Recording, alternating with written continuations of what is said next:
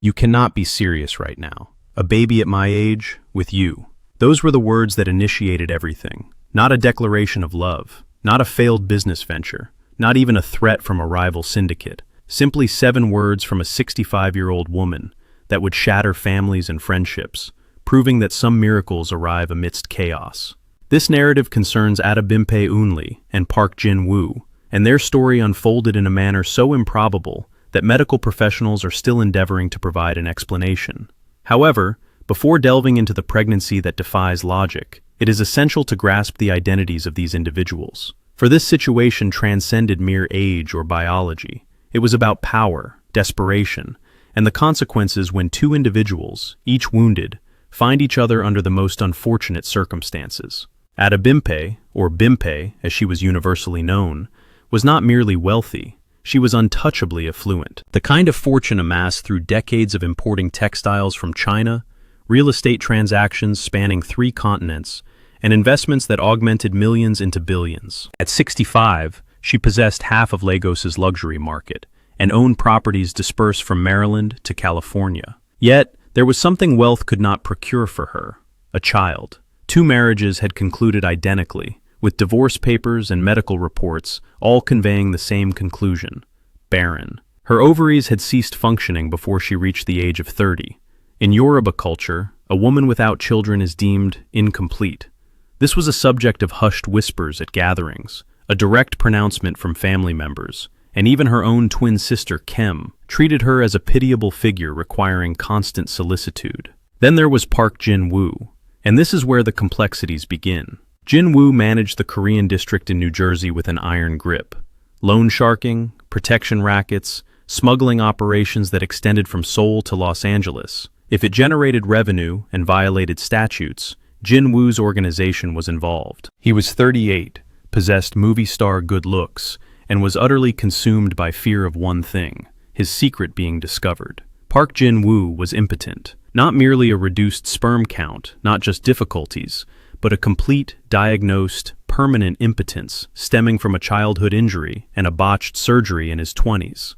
Medical complications that no amount of money could rectify. He had consulted specialists in Tokyo, surgeons in Switzerland, and traditional healers in Korea who promised miraculous cures. Nothing proved effective. His body had betrayed him in the most fundamental way a man can be betrayed. In his world, this constituted a death sentence more dire than actual demise. The Korean mafia operated on respect, on power, on an image of strength. A leader incapable of producing an heir, who could not even fulfill the most basic masculine function, would be dismantled. His own lieutenants would orchestrate a coup before the year's end. Thus, Jin-woo resorted to the tactics employed by powerful men in desperation. He feigned it. Over the years, he maintained relationships with 3 different girlfriends, each handsomely compensated to play the part of the content lover. To never question why intimacy always occurred in darkness, why he consistently had excuses, or why things never quite transpired as they should. It was an exhausting charade, and it was corroding him from within. But this situation was about to take a peculiar turn. In January of 2024, Bimpe traveled to New Jersey for a business discussion concerning a textile shipment valued at $50 million. Her usual contact had been apprehended, implicated in customs fraud, necessitating a new logistics partner, someone capable of facilitating container movement through ports discreetly, someone connected. Her business manager provided Jin-woo's number, issuing a warning. Bimpe scoffed. They convened at a restaurant in Fort Lee. Jin-woo arrived accompanied by 2 bodyguards. Bimpe appeared solo, adorned in a gold-trimmed bubu and iro that likely exceeded the bodyguards' combined annual salaries. The negotiation, scheduled for 30 minutes, extended to 3 hours. Not due to disagreements on terms, but because they could not cease conversing, discussing not only business but also their shared loneliness, the burden of expectations, and the profound feeling of being perceived as flawed by those around them. Jin-woo found himself confiding in the Nigerian woman things he had never disclosed to anyone, speaking of the pressures of leadership and the isolation of power, though he omitted any mention of his impotence, deeming himself not foolish enough for that. Yet, something about her engendered a sense of security within him. Bimpe, in turn, experienced something she had not felt in years, the feeling of being seen, not as a barren woman or a tragic figure, but simply as Bimpy, an individual. As they parted that evening, Jin-woo performed an unprecedented act. He offered his personal number, not the business line, but his actual mobile phone. "If you ever find yourself in New York again," he stated, "call me." However, this is where circumstances become intricate. Bimpy contacted him 3 days later, not for business, but merely to converse. Subsequently, she called again and again. Soon, they were speaking nightly, Bimpy from her Lagos mansion, Jin-woo from his penthouse overlooking the Hudson River. The time difference was irrelevant. They would talk until 3 or 4 in the morning, falling asleep on the phone like adolescents. Her twin sister Kem observed the change immediately. "You're invariably smiling at that phone," Kem remarked one morning, suspicion evident in every syllable. "Who is this man? A business partner? Business partners don't make you giggle like a schoolgirl. Bimpy, you are 65 years old. What are you doing?" But Bimpy paid no heed. For the first time since her second divorce 15 years prior, she felt alive. In March, she returned to New Jersey, this time without a business agenda. She informed Kem she was overseeing properties in Maryland and California, a fabrication. Jin-woo personally collected her from New York Airport, without a driver or bodyguards, just him in a black Mercedes, attired in a simple sweater that paradoxically made him appear younger than 38. "You came back," he declared, his smile genuine. "Did you imagine I wouldn't?" They proceeded to his penthouse in Fort Lee, a residence featuring floor-to-ceiling windows, offering views of Manhattan, artwork on the walls commanding prices surpassing most houses, and an emptiness that wealth could not assuage. That night, they conversed until sunrise, disclosing everything. Jin-woo recounted his upbringing in Seoul, his initiation into the organization at 16, the violence he had witnessed and perpetrated. Bimpy shared the narrative of her unsuccessful marriages, the profound shame of being childless in a culture that revered motherhood above all else, and nights spent weeping due to her body's failure in fulfilling its most basic purpose. Amidst these confessions, a metamorphosis occurred. It began with a touch.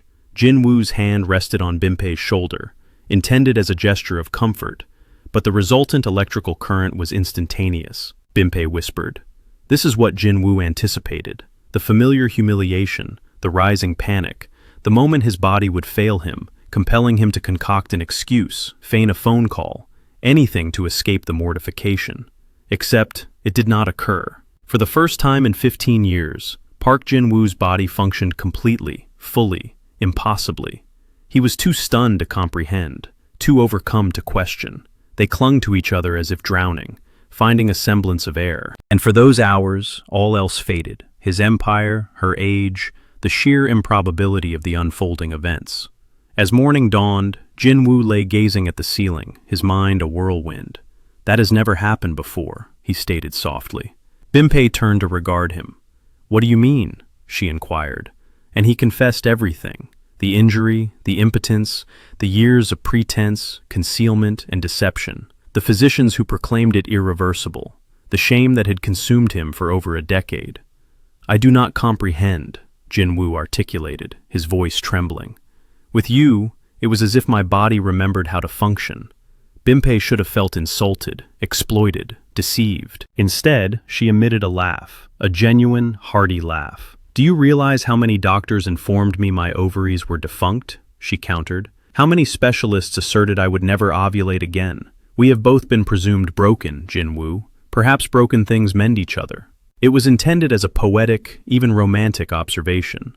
Neither could have foreseen how literally true it would prove to be. 6 weeks later, Bimpy had returned to Lagos, resuming her accustomed routine of board meetings and property transactions, when the nausea commenced.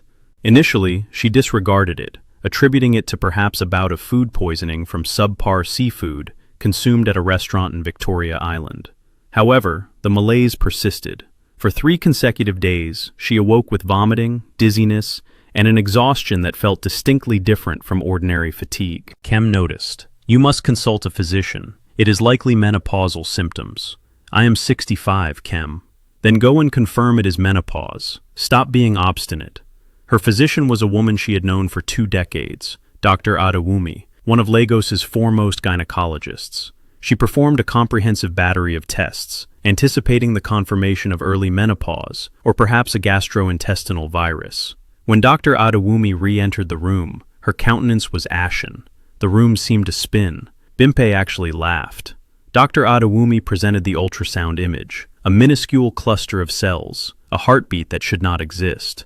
Bimpe murmured. Bimpe remained in the doctor's office for an hour, fixated on the ultrasound image.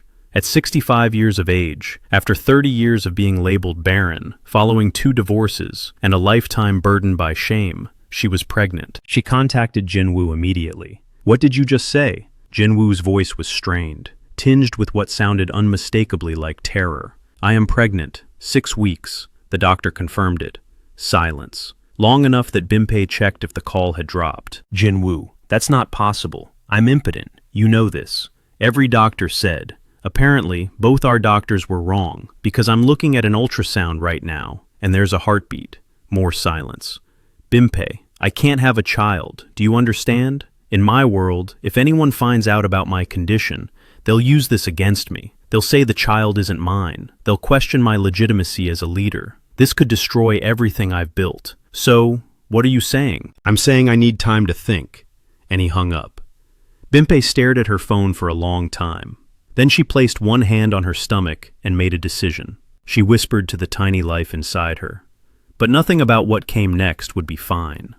Bimpe managed to hide the pregnancy for 2 weeks, but Kemi had lived with her twin sister for 65 years. She noticed everything. The morning sickness Bimpe tried to disguise, the way she'd suddenly stopped drinking wine at dinner, the prenatal vitamins poorly hidden in the bathroom cabinet. "You're pregnant?" Kemi said one morning. Not a question. Bimpe didn't deny it. Bimpe's silence was answer enough. Kemi's face went through several emotions at once. Shock, disbelief, and then something darker. Something that looked almost like fear.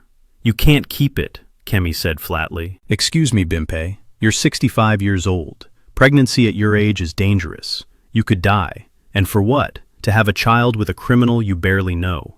I know him well enough. You know him for what? 3 months? 4? And now you're going to have his baby and ruin everything. Ruin what, exactly?"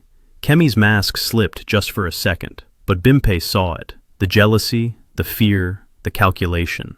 See, here's what Bimpe didn't fully understand yet. For 15 years, since her last divorce, Kemi had been more than just a sister.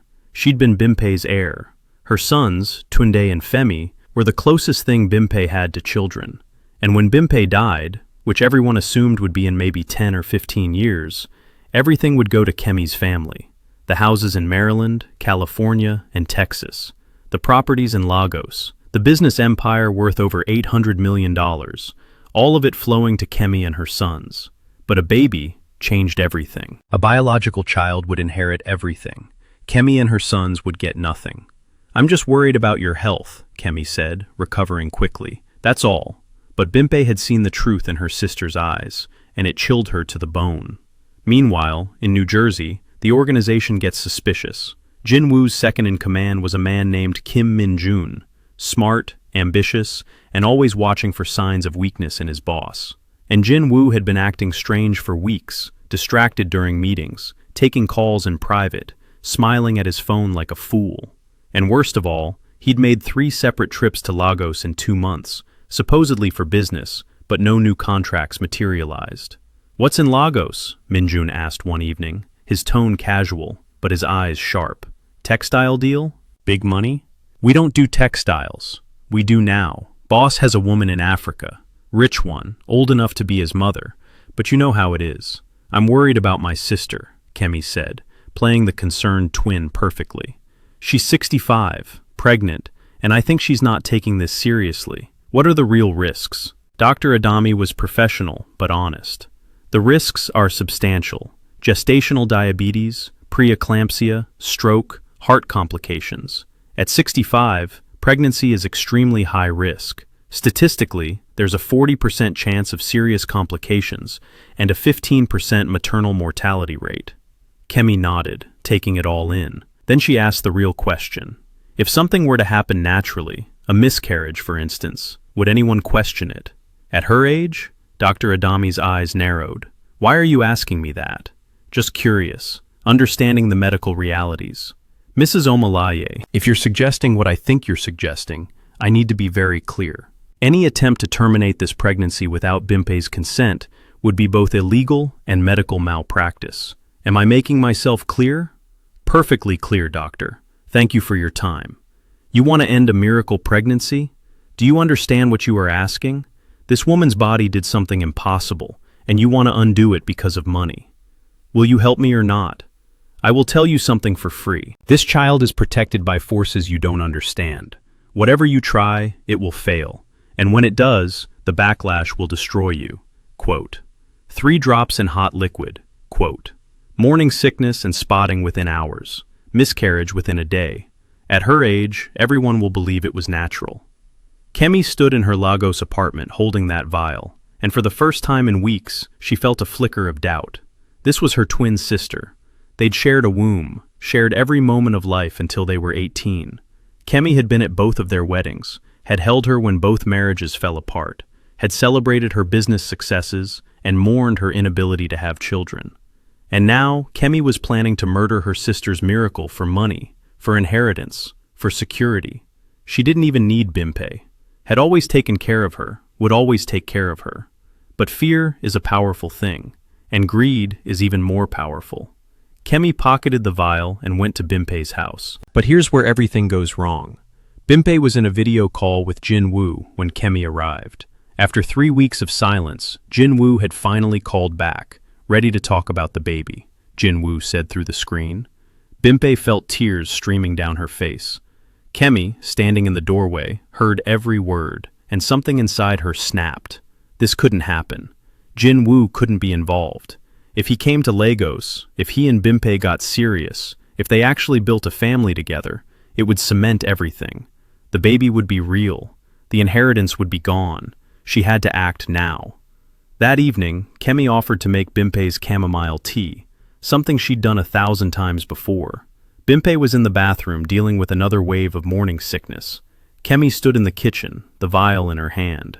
3 drops. That's all it would take. She unscrewed the cap, held it over the steaming cup, and that's when Tunde walked in. Tunde was Kemi's older son, 28 years old, lawyer, smart enough to read his mother like a book. "Mom, what are you doing?" Kemi jumped, nearly dropping the vial. "Nothing, just making tea." "What's in your hand?" "Herbal supplement for Bimpei's pregnancy." Tunde crossed the kitchen in 3 steps and snatched the vial from her hand.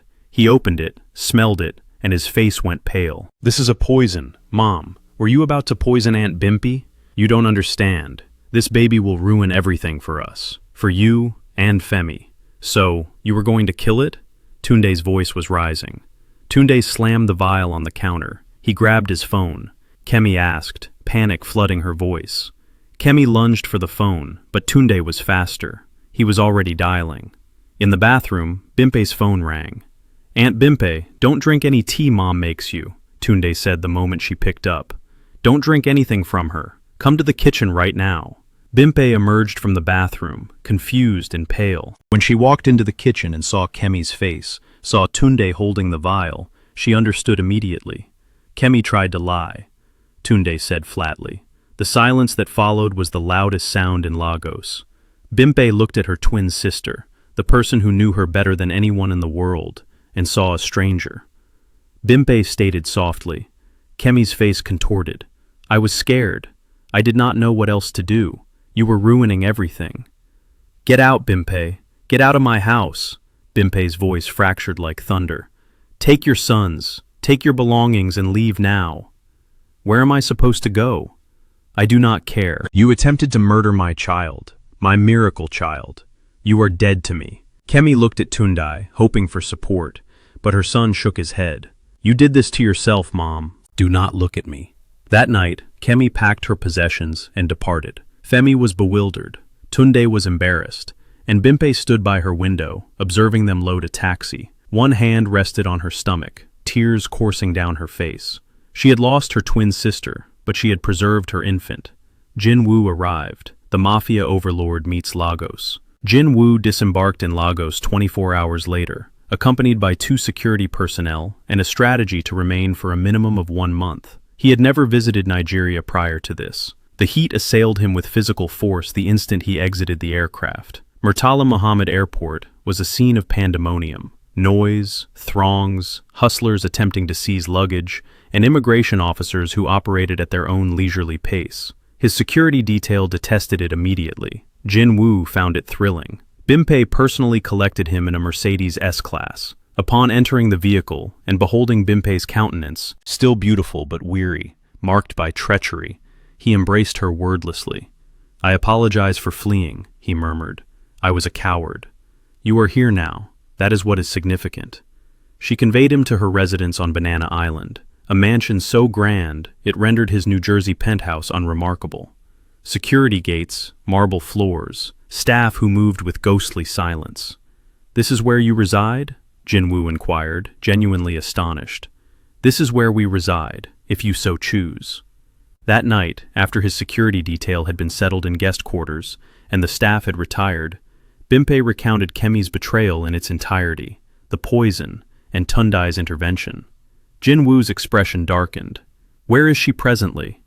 "I do not know. I do not care, Bimpei. She attempted to kill our child. That is not something one simply overlooks. What do you intend to do? Have her eliminated?" "This is not New Jersey, Jin Woo. This is Lagos. Matters transpire differently here." However, Jin Woo was already initiating calls in Korean. Swiftly and angrily, his security detail materialized in the doorway. "No," Bimpei stated firmly. "Whatever you are contemplating, cease. Kemi is my twin sister. She is deceased to me, but she is not actually deceased, and she will not be. She attempted to poison you. I comprehend, but this is my family, my nation, my regulations. Do you wish to be a part of this child's life? Then you will respect my methods." Jin Woo regarded her for a prolonged period. He then canceled his directives and dismissed the security detail. "You are more formidable than I," he remarked quietly. "I have had to be. Now come to bed. Our infant requires rest." Meanwhile, Minj makes his move. Back in New Jersey, Jin Woo's second-in-command grew impatient. The boss had been absent for nearly a week, in Lagos with his pregnant girlfriend who was old enough to be his mother, and whispers began to surface. "Is it true the boss cannot have children?" one of the younger members inquired of Minj. "Because if this woman is pregnant, and he has always said he cannot have children." Minj smiled. "What are you implying? Perhaps it is not his." It was the opportunity Minj had been anticipating. He summoned an emergency assembly of the senior members. 20 men gathered in a warehouse in Fort Lee, all of them influential, all of them loyal to Jin Woo, until Minj sowed seeds of doubt. "Brothers," Minj declared, standing before them like a prosecutor, "we have a predicament. Our leader has been deceiving us for years. He has informed us that he cannot procreate. A medical condition, he stated. Permanent, he stated, and we accepted it because we trusted him." Murmurs of assent. "But now, abruptly, there is a woman in Lagos, a 65-year-old woman, and she is pregnant, and the boss claims the child is his." Minj allowed this to sink in. "Does anyone else perceive the issue here?" More murmurs, louder now. "Either the boss has been dishonest about being infertile, meaning he has been lying to us for years about something fundamental, or this infant is not his, and he is so desperate for an heir that he is prepared to claim another man's child." Silence. Then one of the senior members spoke. "What are you suggesting we do?" "I am suggesting we require answers, veritable answers. And if the boss cannot provide them, perhaps it is time for new leadership." The seed was sown, and it would sprout more rapidly than anyone anticipated. Dr. Admi meticulously observed Bimpei's pregnancy as a hawk watches its nest. Each week, new tests. Each week, new impossibilities. "Your hormone levels are those of a 30-year-old, Dr. Admi stated during one appointment, shaking her head. "Your ovarian function has somehow reversed by 3 decades. Bimpei, this is not merely improbable. It is scientifically impossible. Yet it is occurring. It is occurring. The infant is healthy, developing normally. Your body has, in some fashion, convinced itself it is 35 years younger. I have forwarded your case to colleagues in Massachusetts, California, Texas. No one has ever encountered anything like this." Jin Woo, seated beside Bimpei, posed the question that had been troubling him. Could this recur after this infant? Could she conceive again? Dr. Admi chuckled. "Mr. Park, this should not have occurred the first time. Your medical records indicate complete azospermia, 0 sperm production. And yet, here we are. Whatever facilitated this pregnancy, It was a singular miracle. Savor it, for it will never happen again. However, she was mistaken about that. Profoundly mistaken. The 16-week ultrasound was intended to be routine, to assess the infant's development, measure its growth, confirm that everything was progressing as it should. The technician initiated the scan, moved the wand across Bimpei's abdomen, then paused, moved it again, and paused once more. "Is something amiss?" Bimpei inquired, her heart accelerating. I need to fetch Dr. Admi." Dr. Admi entered, took over the ultrasound, and her face grew pale. "What is it?" Jinwoo demanded. "Is the infant all right?" "The infant is fine," Dr. Admi stated slowly. "Both infants are fine. Both." Dr. Admi turned the screen so they could observe. 2 distinct heartbeats, 2 separate gestational sacs. "You are expecting twins, fraternal from the looks of it, which signifies your body released 2 eggs, not 1, she trailed off, unable to even articulate how impossible this was. Bimpei began to laugh and weep simultaneously.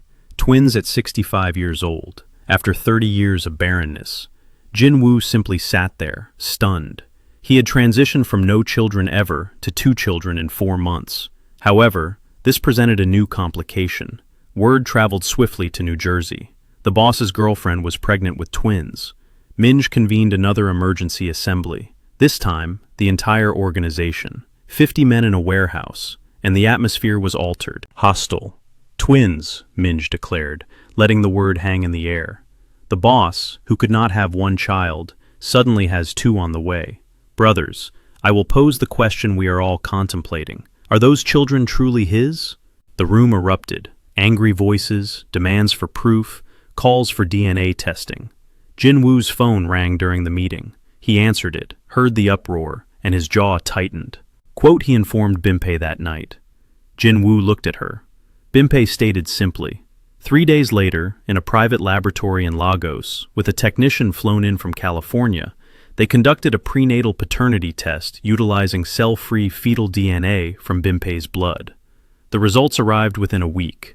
99.999% probability that Park Jin-woo was the father of both infants.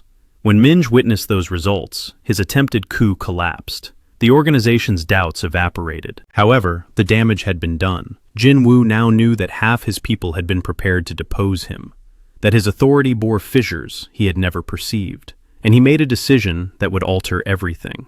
Park Jin-woo convened a press conference in New York, not for the organization, but for the world. Journalists from Korean newspapers, American publications, even some international press were present, bewildered as to why a known mafia figure was holding a press conference. Jin-woo stood at a podium, Bimpei beside him via video call from Lagos, her pregnant abdomen visible on the screen behind him. "My name is Park Jin-woo," he stated in English, then Korean, then back to English. "For 15 years, I have led an organization in New Jersey. Some of what we do is legal, much of it is not. Today, I am announcing that I am stepping back from leadership." The room erupted with questions. "I am stepping back because I am about to become a father to twins with this woman, Adabe Ogun Lai, whom I cherish more than anything in this world." He looked directly at the cameras. "For years, I was told I could not have children. A medical impossibility, they said. But life is replete with impossibilities. And sometimes, when 2 broken individuals find each other, miracles transpire. These infants are mine. The DNA tests confirm it, and I am choosing them above all else." It was the most public declaration any Korean mafia boss had ever made, and it effectively concluded his career in organized crime. But it preserved his life, because once one goes public in such a manner, one's own people cannot touch them without attracting immense scrutiny. Minj knew he had lost, but men like Minj do not accept defeat quietly. 2 weeks after Jin-woo's press conference, Bimpei received a package at her Lagos home. No return address, no markings, just a small box wrapped in brown paper. Inside were photographs. Jin-woo in New Jersey, 2019, standing over a body, blood on his hands, his face clearly visible. A burner telephone was supplied. It rang instantaneously as Bimpei picked it up. "Miss Susan Lai," a voice stated in a discernibly accented English. It was a Korean accent. "My designation is Kim Minj. I trust you comprehend whom I am." Bimpei's blood turned frigid. "What is it that you desire?" she inquired.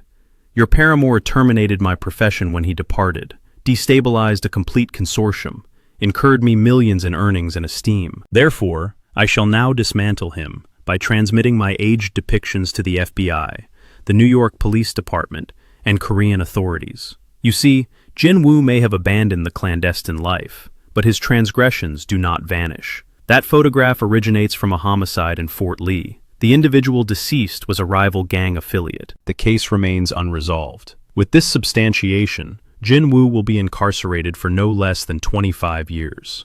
What is it that you require? Bimpei reiterated. 50 million United States dollars, transferred to an account which I shall furnish. You possess it. I am aware that you do. Compensate me, and these likenesses will evaporate, decline, and your offspring's parent will spend the remainder of his existence in penal servitude.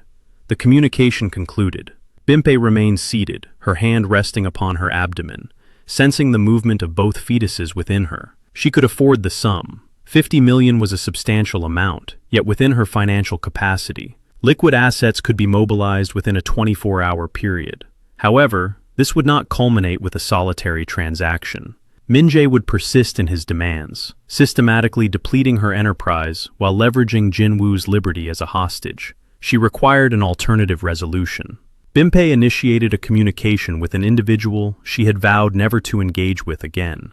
"Kemi," she stated, as the priestess responded, "I require your assistance." It was the same individual who had previously cautioned Kemi that the infants were under protection, the same person who had avowed that forces were overseeing this improbable gestation.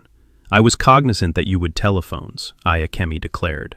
"Present yourself at Osogbo this evening." Bimpei traversed 6 hours from Lagos to Osogbo, her security contingent perplexed yet compliant. She located Ikemi amidst a compound replete with effigies, votive offerings, and an air thick with the aroma of herbs and incense. "Relate all to me," Ikemi commanded. Bimpei expounded upon the photographs, the extortion, and Min-jae's threat. "Indeed," Kemi listened, then evinced a smile. "This Korean gentleman presumes he is interacting with common individuals. He fails to apprehend what you are harboring within. Those progeny are divinely blessed, protected. Any entity that imperils them shall confront repercussions." "I do not require spiritual platitudes," Bimpei stated. "I necessitate tangible remedies." "You shall be afforded both," Ikemi affirmed, producing a diminutive leather satchel. "Adorn this about your effigy. Do not divest yourself of it. And instruct your Korean acquaintance to don one as well. It shall not arrest projectiles, but it shall impede the modality of spiritual assaults that individuals such as Min-jae employ. The apprehension, the doubt, the paranoia. These are also instruments of warfare. And the photographs," she continued, "furnish me the telephone number from which he communicated." Bimpei hesitated, then complied. Ikemi secured the number, inscribed it upon a fragment of parchment, and commenced a ceremony unfamiliar to Bimpei. Uttering invocations in Yoruba, igniting herbs, and presenting libations. "What precisely have you executed?" Bimpei inquired. "I have encircled him within a consecrated boundary. All endeavors he undertakes to inflict harm upon your family shall revert upon him threefold. Should he transmit those photographs to the constabulary, his own culpability shall be brought to light. If he attempts to jeopardize Jin-woo, he shall inflict upon himself a more grievous injury. It is concluded." Bimpei was inclined to dismiss it as mere superstition. However, she had endured 65 years of being informed that she was sterile, and presently she was pregnant with twins. She had developed a profound respect for the inconceivable. She wore the satchel and transmitted an identical item to Jin-woo via courier. Min-jae afforded Bimpei 48 hours to effect the monetary transfer. Upon her failure to comply, he materialized his menace. He dispatched the photographs and a comprehensive dossier to the New York field office of the FBI. It was an anonymous report, untraceable. Within 24 hours, the FBI initiated an inquiry into Park Jin-woo. Nevertheless, an unusual occurrence transpired. The lead investigator, Agent Sarah Chen, meticulously scrutinized the evidence. The photographs were unambiguous. The case dossier was robust. They possessed the capacity to prosecute. Yet, as she endeavored to advance, each component disintegrated. The original case files pertaining to the 2019 homicide had been irrevocably corrupted. Digital records had vanished. Physical evidence had been mislaid. Witnesses who had provided statements were suddenly untraceable or retracted their testimonies entirely. Subsequently, Agent Chen's own case history came under review. Past investigations where she had been involved resurfaced. Allegations of evidence manipulation emerged. Nothing was definitively proven, but it was sufficient cause to remove her from the Jinwoo case. Within a solitary week, the investigation ground to a complete halt. Min-jae, observing from New Jersey, was utterly bewildered. He had meticulously orchestrated this affair. The evidence was irrefutable. Then, his own predicaments commenced. The IRS instituted an audit of his financial dealings. Homeland Security initiated scrutiny of his immigration status. Business associates who had exhibited unwavering loyalty for years abruptly sought disengagement. His own domicile in Fort Lee was subjected to a raid for reasons that defied simple explanation. And during the search, items were discovered that he had entirely forgotten the existence of. Illicit armaments. Documents implicating him in unsolved criminal activities. Within 2 weeks, Min-jae confronted a potential 15-year federal imprisonment sentence on charges entirely dissociated from his blackmail endeavor. He contacted Bimpei from a disposable telephone, his voice trembling. "What have you perpetrated upon me?" "I have safeguarded my kin," Bimpei responded with composure. "You ought to have abstained from troubling us. This is not equitable. This is not how matters transpire. You endeavored to obliterate the progenitor of my progeny. Did you genuinely conceive there would be no commensurate repercussions?" Min-jae terminated the call. 3 days hence, he absconded to South Korea. The FBI continues their pursuit of him. Jinwoo, observing these developments from Lagos, where he had established permanent residency, posed a solitary query to Bimpei. How? She merely offered a serene smile and touched the leather pouch suspended about her neck. "You are presently in Africa. Circumstances are perceived differently in this continent." Dr. Adami communicated with his associates at Stanford Medical Center in California, sharing Bimpei's case. They had been monitoring it for several months, utterly astonished by its medical implausibility. "We wish to transport you to California for comprehensive examinations," the Stanford team conveyed via video conference. "The biological processes you are undergoing possess the potential to revolutionize our comprehension of reproductive medicine. We are discussing research commensurate with a Nobel Prize." "Absolutely out of the question," Jinwoo stated instantaneously. "You intend to transform her into a laboratory specimen? We aspire to comprehend how a 65-year-old woman, possessing non-functional ovaries, unexpectedly conceived twins," the lead researcher, Dr. Elizabeth Morrison, responded. "If we can isolate the catalyst for this phenomenon, we might be able to assist millions of women experiencing fertility challenges." Bimpei contemplated the proposition. "What would this entail?" she inquired. "Non-invasive examinations, blood analysis, imaging, and tissue samples. You would reside at Stanford's medical facilities in Palo Alto for a duration of 2 weeks, with all expenditures defrayed, in addition to remuneration amounting to $500,000. "1 million, BIMP countered, "and Jinwoo shall accompany me, and the research findings shall not be disseminated without my explicit consent." They reached an accord. During her 7th month of gestation, Bimpei journeyed to California, accompanied by Jinwoo and a complete security detail. The Stanford researchers treated her as the medical marvel she unequivocally was. The discoveries were extraordinary. Dr. Morrison presented them following 10 days of rigorous testing. "Your hormonal levels, ovarian functionality, and even your cellular maturity, everything has regressed by approximately 30 years. It is as though gestation initiated a cascading effect that recalibrated your reproductive system." "Can you elucidate the mechanism?" Jinwoo inquired. "Not with the current understanding of medical science. However, there exists an additional aspect," Dr. Morrison revealed, displaying scans on a monitor. "Your telomeres, the protective sheaths at the extremities of your chromosomes that diminish with advancing age, have undergone significant elongation. You are regenerating, not merely reproductively, but throughout your entire physical being." "What is the implication of this?" Bimpei whispered. "It signifies that this gestation is not solely bestowing children upon you, it is granting you back decades of life. At the observed rate, by the time of your parturition, your biological age will approximate 45. You might anticipate living an additional 40 to 50 years, perhaps even longer."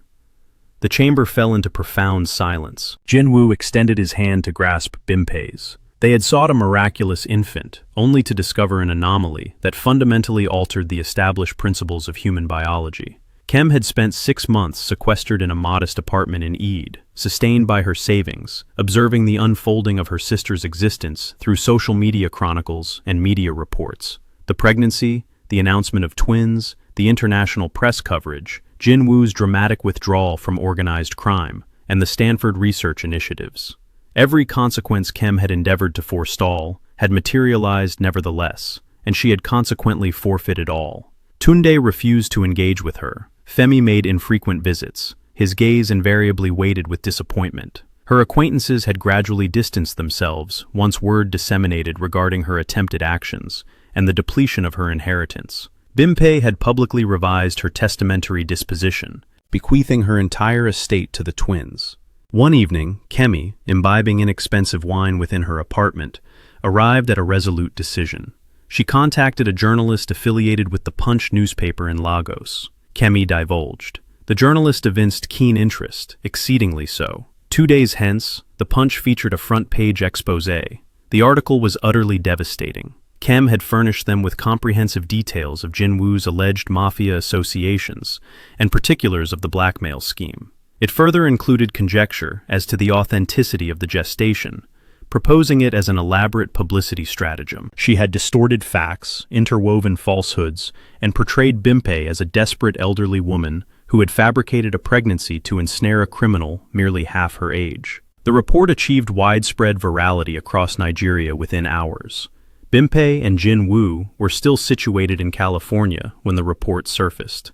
Bimpe's telephone became inundated with communications. Friends, business associates, journalists, all soliciting commentary, clarification, or defense. Jin Woo's countenance darkened as he perused the article. "This is Kemi. I am aware she is endeavoring to dismantle you. She is attempting to do so. She shall not prevail." Nevertheless, the ramifications were concrete. Business associates commenced questioning their affiliations with Bimpe. Gossip blogs disseminated the narrative. Social media transformed into a digital battleground, with some individuals championing Bimpe's cause, while others branded her with epithets ranging from deceiver to practitioner of dark sorcery. The Stanford researchers convened a press conference to affirm the legitimacy of the pregnancy. Medical documentation confirmed the tests were valid. While this provided some clarity, it was insufficient. Kemi then appeared on Nigerian television, her face streaked with tears, expertly portraying the role of a concerned sibling. She sobbed for the cameras. It was a masterful display of manipulation, and it was effective. Public sentiment began to shift until Tunde took an unexpected action. Tunde had remained silent for 6 months, feeling ashamed of his mother, his own inaction, and his failure to do more. However, witnessing Kemi's deception on national television fractured something within him. He contacted the same television station, demanding equal airtime. They readily agreed. Sensational family drama was a ratings goldmine. Tunde sat in the same chair his mother had occupied just 24 hours prior and revealed the truth. "My name is Tunde Ogunlai. Kem is my mother, and everything she stated yesterday was a fabrication." He proceeded to recount the entire sequence of events: the attempted poisoning, his mother's acquisition of abortifacient medication, his intervention, and her motivation: pure avarice concerning inheritance. "My mother did not attempt to save Aunt Bimpe. She attempted to terminate those pregnancies so she could continue receiving inheritance money.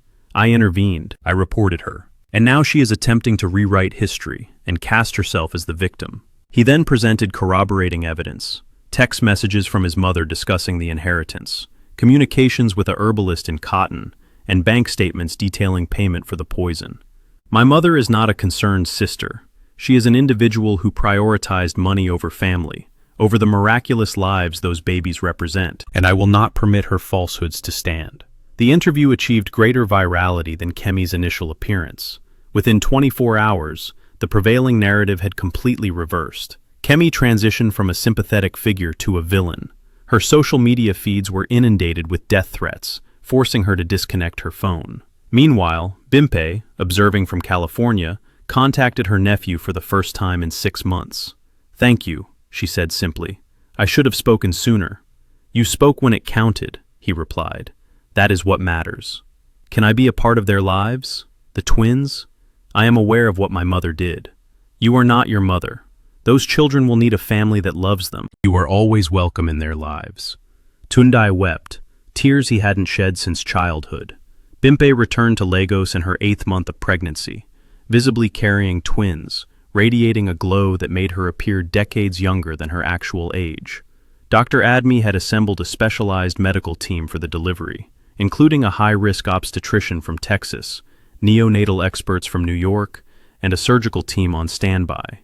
"At your age, with twins, we are taking no unnecessary risks," Dr. Adami stated. "We are planning for a cesarean section delivery at 37 weeks to allow the babies ample time to develop without overly taxing your body." Jin Woo had relocated permanently to Lagos, sold his New Jersey penthouse, severed all ties with his former organization, and purchased a residence on Banana Island, just 3 doors down from Bimpe's. "Not living together?" Dr. Adami inquired during an appointment. "Not until we are married," Bimpe responded. "I am pregnant, not reckless." "You are having twins at 65 with a former mafia boss. That ship has long sailed on recklessness." Bimpe, however, remained steadfast, valuing traditional Yoruba customs. They would marry before the baby's arrival, and then establish their household together. The wedding took place during her 8th month, a small ceremony attended only by immediate family. Tundai was present. Femi attended reluctantly, but was there nonetheless.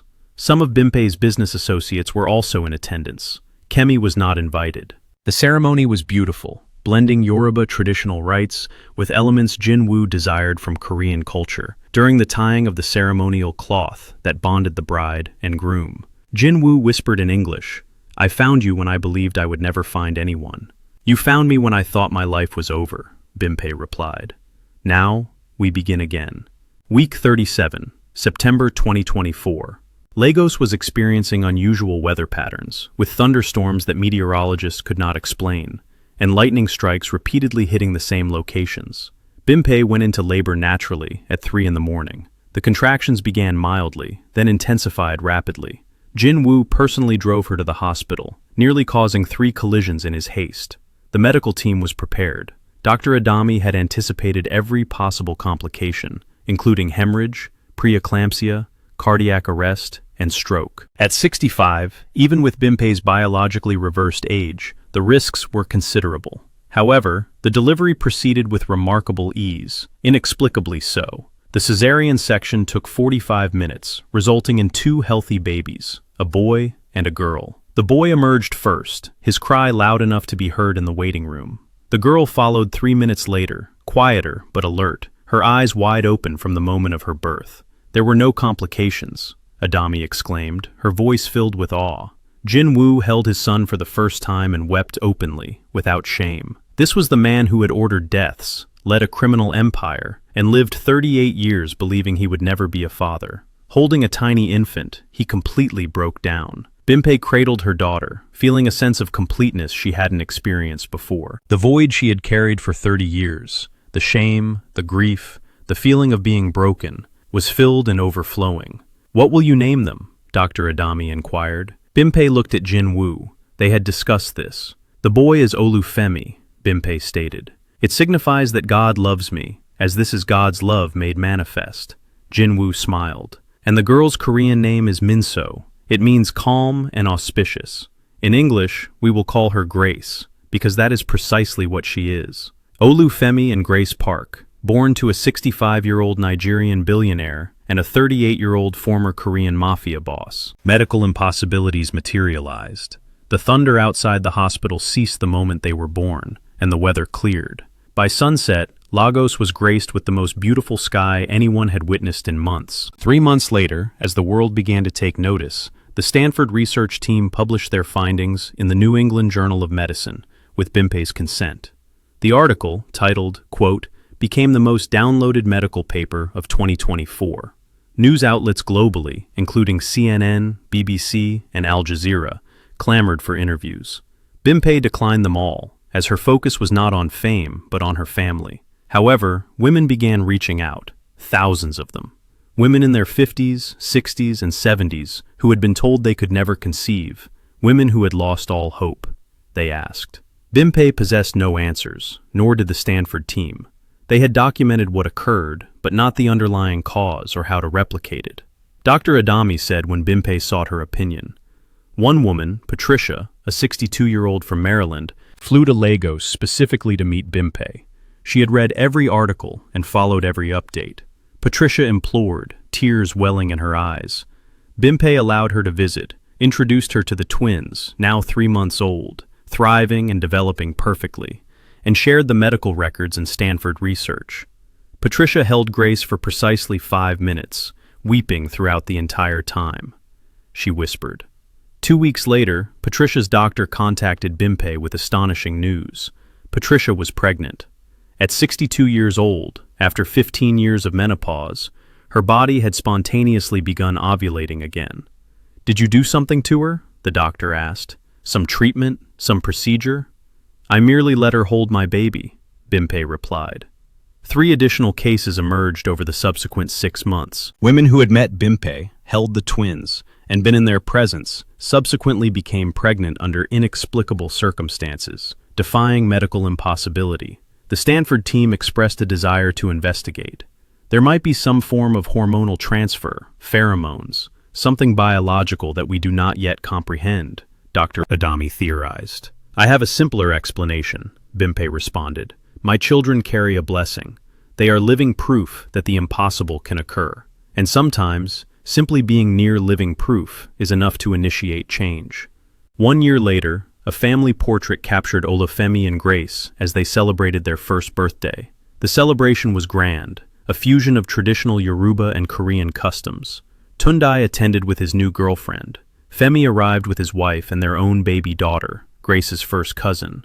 Business associates from Lagos, California, New York, and Maryland, along with some of Jin Woo's rehabilitated former associates from New Jersey, were present. Kemi was notably absent, but Bimpei had dispatched an envelope to her sister a month prior. Inside were photographs of the twins and a letter. "Kemi," it read, "these are your niece and nephew, Olufemi and Grace. They are beautiful, healthy, and perfect. Everything you tried to prevent. I do not know if I will ever forgive you. What you did crossed lines that cannot be uncrossed. However, these children will grow up knowing they had an aunt. When they are older, if they wish to meet you, I will not prevent it. You are still my twin, still my sister. That blood connection does not sever, even when trust does. But you must understand that you forfeit the right to be a part of their lives now. You lost that right when you chose money over family. Perhaps that will change someday, but not today. I hope you find peace with your choices. I hope you have learned that some things hold more importance than inheritance." Your sister Bimpei Kem received that letter in her small apartment in Ada. She held those photographs and cried for 3 hours straight. She destroyed everything for an inheritance she never needed. Lost her sister, lost her nephew's respect, lost her place in the family. All for money she could have lived without. And Bimpei had still called her sister. That night, Kem started writing letters back. Not asking for forgiveness, she knew she didn't deserve it. Just acknowledging what she'd done, taking responsibility, apologizing without expecting the apology to be accepted. She sent 1 letter every month. Bimpei never responded, but she kept them in a box in her closet, unread for now, but kept. Maybe someday she'd read them. Maybe someday forgiveness would be possible, but not today. Jin Woo adapted to fatherhood with the same intensity he'd brought to running a criminal empire.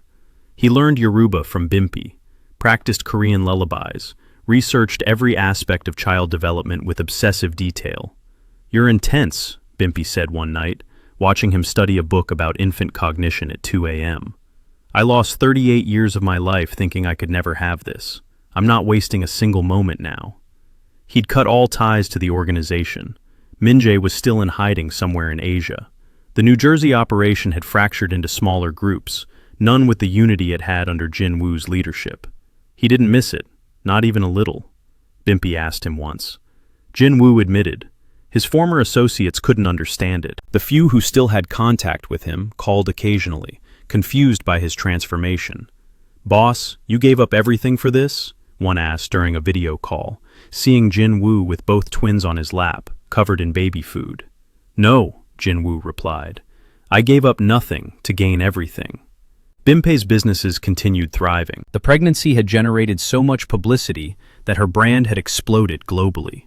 She'd hired a management team to handle day-to-day operations, conducted board meetings via video conference with babies occasionally visible in the background, which somehow made her seem more relatable, more human to investors, her marketing director said. Bimpei had received offers for book deals, documentary series, speaking tours. She declined them all.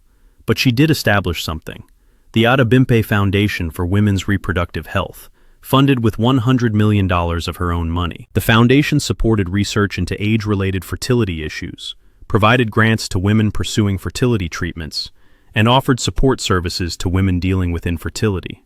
"I can't give everyone what I was given," Bimpei said at the foundation launch, "but I can help.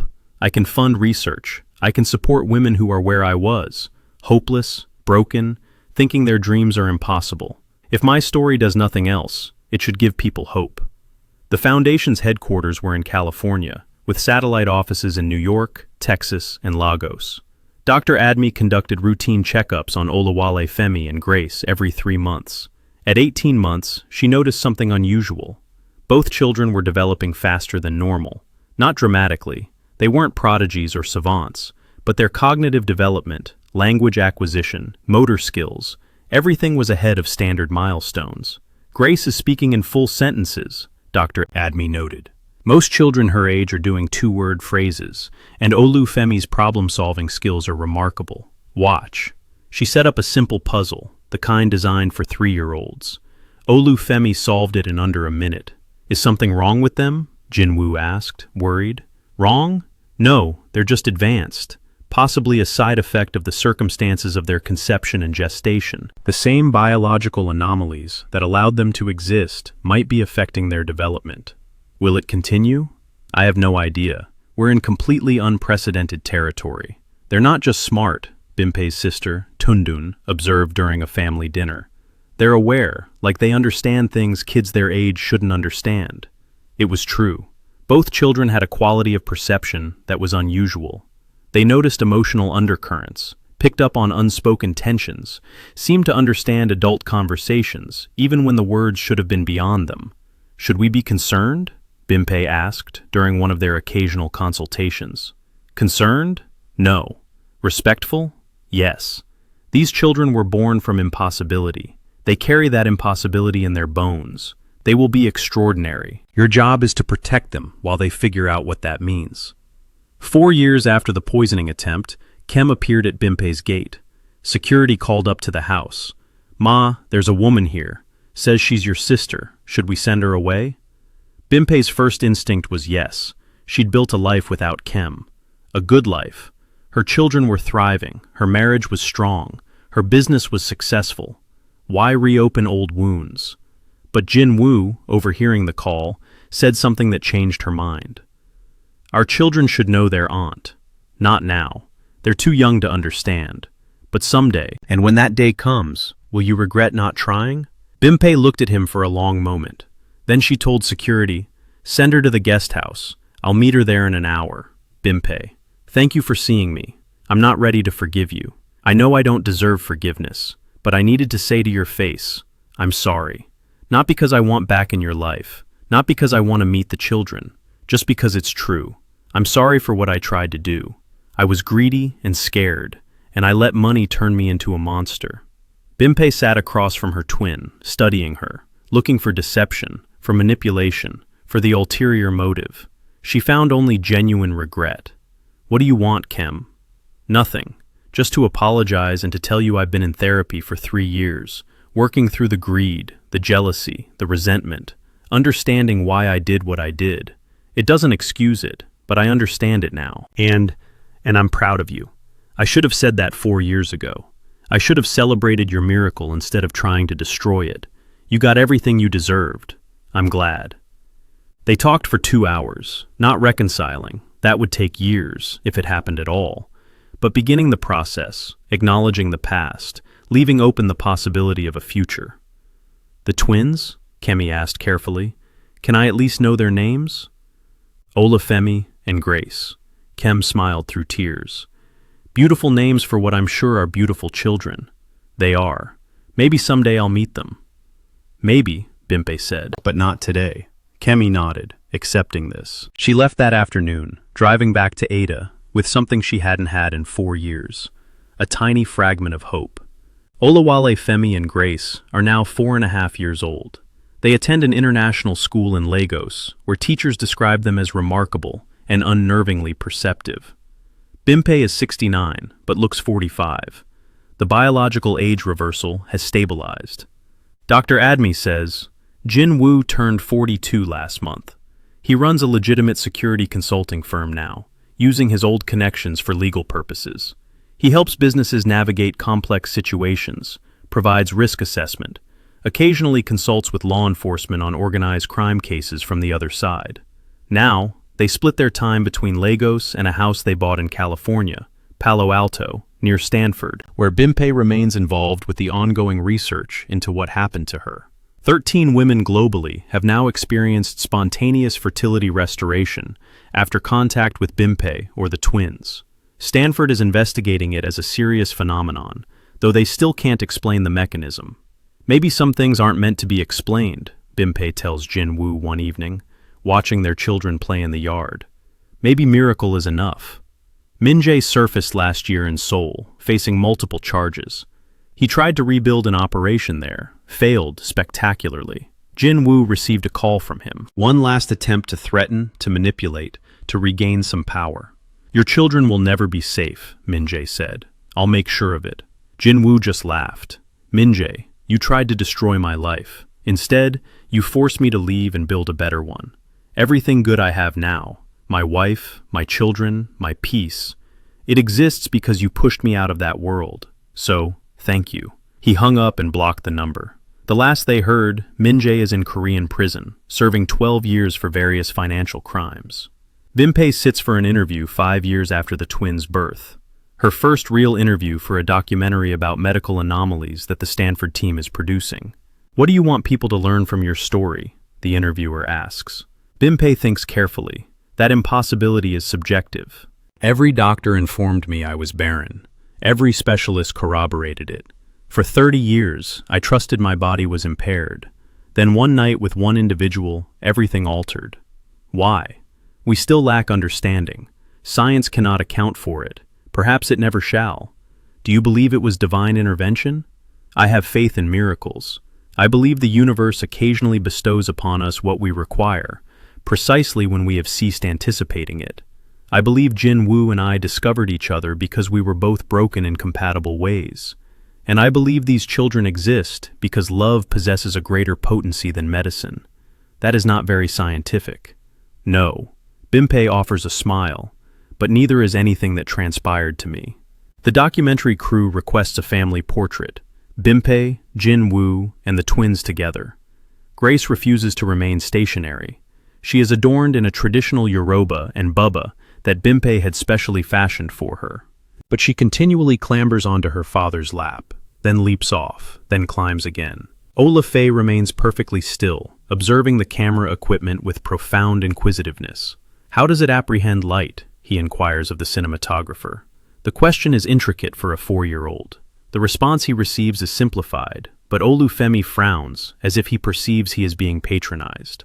They will be quite a handful when they reach their teenage years, Jin Woo murmurs. Bimpe laughs. They are a handful presently. The documentary is slated for release on Netflix in 2025. Already the trailer has elicited immense interest. 50 million views in the initial week, but something occurs before the documentary's release that no one anticipates. Weeks later, Bimpe awakens feeling disoriented. The nausea assails her before she even departs from her bed. Not again, she whispers to herself. But even as she utters it, she comprehends. Jin Woo transports her to Dr. Admi's office. Both of them decline to acknowledge their thoughts. This cannot transpire again. The Stanford team confirmed it. One miraculous pregnancy, never to be replicated. Dr. Admi conducts the test, re-enters the room with an expression that is somehow both astonished and resigned, as if she ought to have foreseen this, yet did not. You are pregnant. The room seems to spin. That is an impossibility, Jin Woo states. Every physician asserted. I am aware of what every physician asserted. I was one of them. And yet, here we are once more. Mrs. Parkajan, you are approximately 6 weeks enceinte. How? Bimpei questions. My physique already accomplished the impossible once. It cannot just persist. Apparently, it can. Dr. Admi displays the hormone panels. Your reproductive system did not cease functioning subsequent to the twins. If anything, it is functioning with greater efficacy now than during your initial gestation. Your ovarian reserve, the quantity of viable eggs, has actually augmented. Augmented, Jinwoo repeats. How can that even... It does not. Biologically, it is an impossibility. Women are born with all the eggs they will ever possess. That number diminishes solely with age, never increases. But your wife's body is apparently revising the stipulations as we converse. Bimp sits there, one hand resting upon her abdomen, attempting to absorb this. At 69 years of age, or 45 biologically, depending on the metric employed, she was once again with child. Does this imply? Jinwoo trails off, uncertain how to conclude the query. Dr. Admi comprehends regardless. Does this imply she could continue conceiving? I possess no comprehension. We are so far removed from established medical science that I am essentially improvising. But predicated on what I am observing, yes, it is conceivable that your wife's reproductive window has, in some fashion, been permanently reopened. The Stanford team is apprised immediately. They desire Bimpei back in California, without delay for exhaustive examinations. But first, Bimpei and Jinwoo must apprise their family. Week 35. The medical contingent determines the opportune moment has arrived. Carrying triplets any longer at Bimpei's advanced age, notwithstanding her biological reversal, represents too significant a peril. The cesarean section is scheduled. The operating theater is made ready. 20 medical professionals are on standby. But on the eve of the surgery, something shifts. Bimpei commences natural labor. Swift, intense contractions that ought not to be feasible with triplets. Her physique is resolute in its intent to deliver these infants on its own volition. We must prepare for an emergency cesarean section, Dr. Morrison directs. But upon examining Bimpei, they discover something astonishing. She is already 8 centimeters dilated. Her physique is progressing through labor at an incomprehensible velocity. This defies logical explanation, the obstetrician remarks. With triplets, the cervix should not... Nothing about this case is logical, Dr. Morrison interjects. Let us simply ensure everyone survives.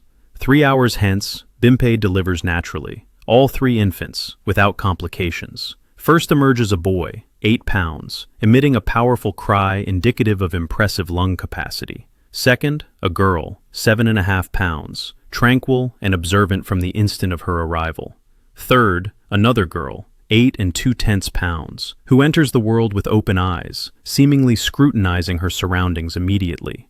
No medical intervention was required, the neonatal team reports, stunned. All 3 possess perfect APGAR scores. This ought not to be possible for triplets delivered at 35 weeks. Yet, there they are, 3 healthy infants who should not exist, from a mother who should never have been capable of conceiving them. Jinwoo cradles all 3 of his new offspring, 5 children in total now, and something within him fractures, a joy so profound it verges on pain. We must name them, Bimpei states, exhausted but resplendent. They have prepared Korean and Yoruba designations. The first boy, Dejang in Korean, meaning grand and righteous, Illumid in Yoruba, signifying my lord has arrived. They would refer to him as Dae. The first girl, Hyen in Korean, meaning wise and cherished. Ayomide in Yoruba, signifying my joy has arrived. They would refer to her as Hai. The second girl, MJI in Korean, meaning luminous and intellectual. Ola in Yoruba, signifying God pampers me. They would refer to her as Kem. That final appellation causes Bimpei to pause. She had selected it weeks prior, before Mama Tai's visit, before the dreams, naming her daughter after the sister who had wronged her. Are you certain? Jinwoo inquires softly. I am certain. Perhaps this is how absolution commences, with a name. 20 years hence, Grace is 28 years of age. She presently directs the Impossible Life Foundation, extending its influence to encompass fertility clinics in 12 nations. Olufemi serves as a pediatric surgeon in New York, specializing in cases that other physicians deem irremediable. The triplets, now 23, collaborate on biomedical research, investigating the genetic markers that render their family unique, endeavoring to comprehend the scientific underpinnings of the miracles. Bimpe is 93 years of age, biologically 45. She experienced 3 further gestations after the second pair of twins, another set of triplets, then twins again, followed by one final, surprising daughter. 13 children in total, all healthy, all remarkable. Jin Woo is 68 years of age, biologically perhaps 45 himself. The identical, enigmatic age reversal that affected his wife impacted him more gradually, but no less profoundly. They reside in Lagos now, in the dwelling where it all began, the house where Kem nearly poisoned Bimpe's tea, the house where the impossible metamorphosed into reality. "Do you ever experience regret?" Jin Woo asks Bimpe one evening, observing their youngest daughter, now 15, engage in play in the courtyard with precocious brilliance. "Regret about what?" "All of it. The pandemonium, the attention, 13 offspring, never attaining a conventional existence." Bimpe laughs. "I enjoyed a conventional existence for 65 years. I was barren, divorced twice, informed I was incomplete by everyone of consequence. That was conventional. This," she gestures toward their daughter, toward the house adorned with family photographs, toward the life they have constructed.